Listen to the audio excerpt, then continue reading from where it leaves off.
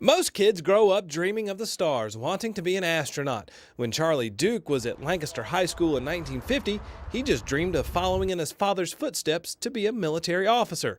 He graduated from the Naval Academy and then became a pilot in the Air Force. Was at Spence Air Base in Moultrie, Georgia in 1957 when the Sputnik was launched. He was serving as a fighter pilot in Germany when he heard the first selection of astronauts to go into space. And I began to say, man, that ought to be a fun experience.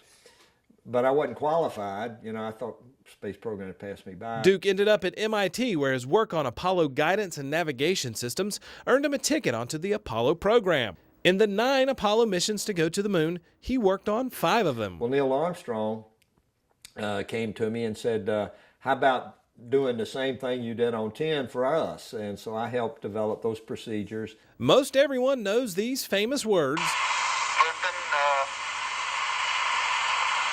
Tranquility Base here. The Eagle has landed. But the next voice on the transmission. Roger, Tranquility. And I was so excited I couldn't even pronounce tranquility. It came out like twang or something like that. We copy you on the ground. You got a bunch of guys about to turn blue, we're breathing again.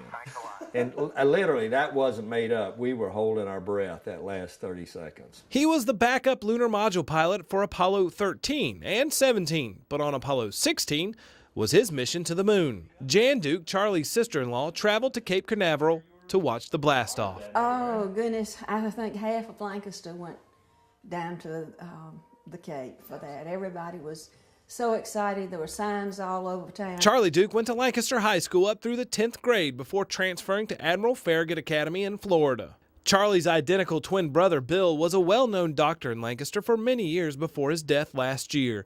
Although identical physically, Jan says the brothers had big differences. Handwriting was the same, gestures, voice, mannerisms.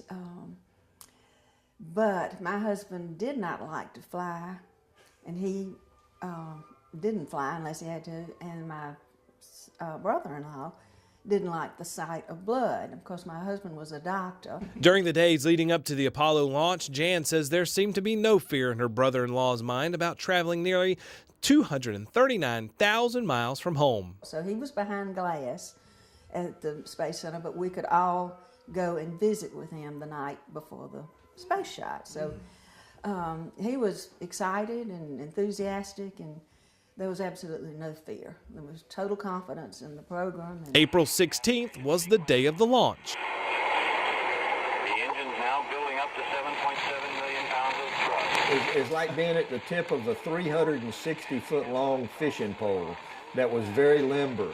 And so as you started your ascent, the vehicle, the engines were moving at the bottom and you were up on the other end. So as the engines moved to control the trajectory, that vibration is transmitted up through this aluminum structure. So by the time it gets to the spacecraft, the vibration is side to side, pretty violent. The launch was much different for Jan Duke, who was watching at the Cape. Oh, well, the noise is deafening. I think everybody held their breath a little until, the stages were reached and they got into orbit, and, it felt like things were pretty much going as planned. We got to the moon on the 19th. If you weren't really busy doing something, you were glued to the window watching this exciting scenery go by underneath you. Then on the 20th, Duke and Young became the 9th and 10th men to go where only few have ever walked. The landing was one of the highlights of Duke's trip. Almost on target. We had to maneuver a little bit to the left and back up a little bit to land on our desired landing spot. But we probably came within 200 yards of where where X marks the spot. It was the most desert you can imagine. It was more emotional. It was an emotional high. You were just awed at the beauty of it, the stillness of it, the roughness, the terrain, the excitement of I'm on the moon, that kind of feeling. Both men spent 3 days on the surface, but rarely could see home, Earth. Our landing spot was in the middle of the moon, and so the Earth was directly overhead.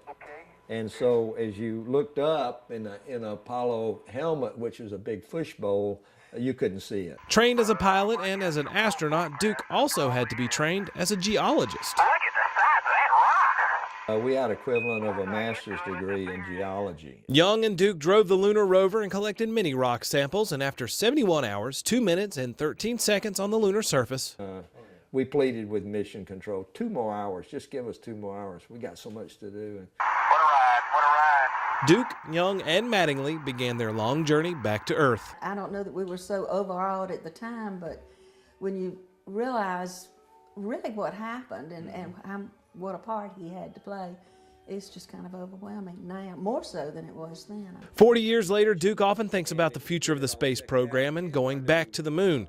Duke says it would be a much easier task today because when he flew there, they did it with a computer compared with the modern-day cell phone. I would like to see us return to the moon with a landing vehicle, and build that,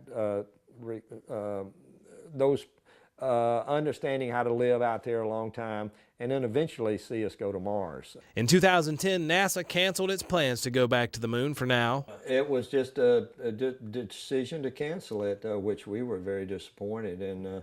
So right now, the only way we can get into space is flying on the Russian spacecraft. Duke says it takes more than just 3 men on top of a rocket to accomplish such a lofty dream. Apollo was a teamwork effort, though, Trent, and it took everybody, all 400,000 of us who were working on a program to get a crew to the moon.